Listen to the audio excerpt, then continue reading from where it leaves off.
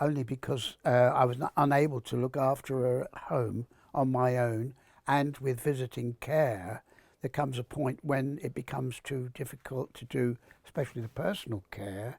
And the bottom line is, you think, what is best for my my loved one, you know.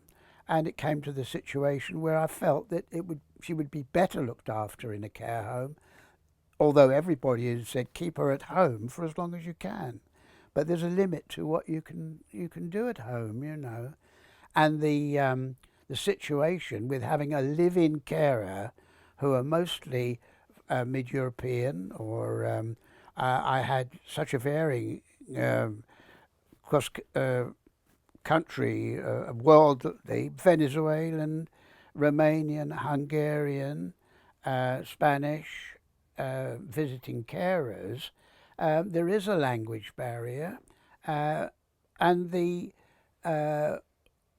difficulty of caring at home is more difficult by having different carers coming in 3 times a day. I think being in a care home, the carers are resident mostly, or regular carers, who do look after and form a relationship with with their client, you know. Mainly, again, through personal recommendation of my friend Edward, who I think you'll meet in a minute. He recommended Acacia because, like me, he'd been around and seen a lot of other care homes, and you get an impression of the family atmosphere, I would say, or the friendliness, or the as soon as you walk in a door, you get a feeling. And it works the other way as well. You can walk into a door of another place and say, something wrong here. This is not right for us, you know.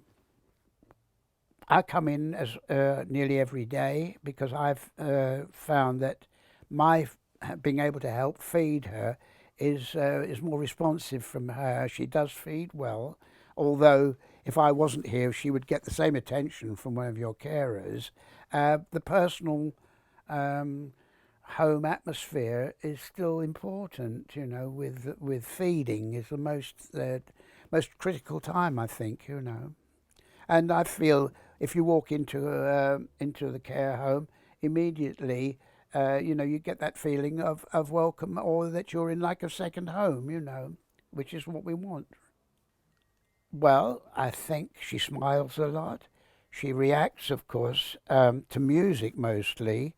As a lot of the people do, you know. Music is a great stimulant for people, and because of the activities which she wouldn't get at home, you see.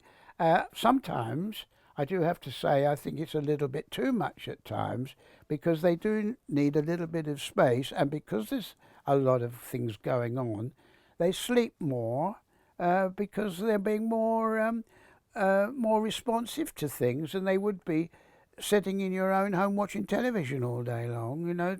And you know, sort of a whole afternoon of Jeremy Kyle is not really very inspiring for somebody with a problem, you know. I think I may have already said it, that the main thing is when you feel the time has come that you can't cope at home, and everybody's different. I was always told by everybody I spoke to, by the doctors and by care people visiting, care home people, oh, keep her at home for as long as you can, it's better for her.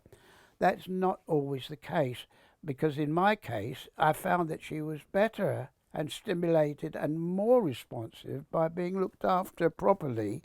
And one of my biggest concerns was myself, because she would never be able to open a door or answer the phone.